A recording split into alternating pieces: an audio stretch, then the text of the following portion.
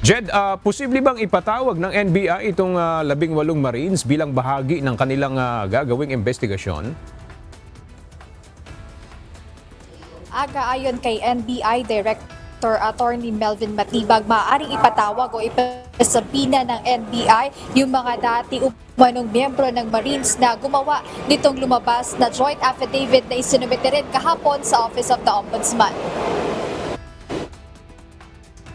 Planong imbestigahan ng National Bureau of Investigation o NBI ang nilalaman ng affidavit ng umano'y 18 dating miyembro ng Philippine Marine Press Corps na dati rin umanong security personnel ni former Congressman Zaldico. Ayon kay NBI Director Attorney Melvin Matibag, nais ng kawanihan na malaman ang pagkakakilanlan ng bawat individual na naglagay ng kanilang nalalaman sa nasabing affidavit.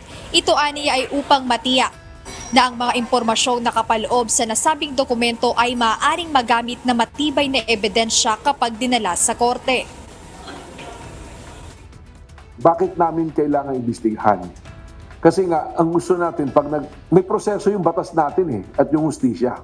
So kung nag-akusa ka, at alam naman natin, papayagan natin lang na magsalita ng ganon, at alam natin pag dinala sa korte, wala mawawalang visa yung kanyang mga sinabi dahil yung background niya, halimbawa, may mga kaso pala siya ng perjury.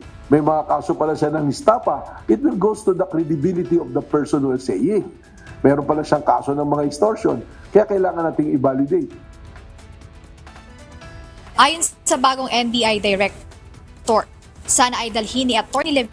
Good ang affidavit na kanilang isinumite sa Office of the Ombudsman kahapon para ma-interview o maipatawag din ng NBI ang mga personalidad na kasama sa nasabing dokumento. Ngunit kung hindi talaga ito dadalhin ni Atty. Baligod sa NBI, bahagi naman ng kanilang mandato ay may kapangyarihan pa rin naman silang magpasabina o magpatawag ng mga individual na makatutulong sa kanilang investigasyon. Bukod dito, kasama rin sa anggulong titingnan ng kawanihan ay kung politically motivated ba itong paglalabas ng mga impormasyon ng dating ilang Marines.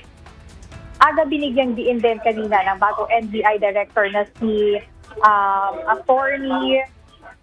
ng bagong NBI Director na may pananagutan yung mga dating Marines na nagbigay ng kanilang mga nalalaman dito sa joint affidavit kung mapatutunayan na hindi totoo yung mga kanilang inilagay dun sa nasabing affidavit. So ayan muna update mula rito sa NBI. Balik sa'yo agad. Maraming salamat, Jed Neresina.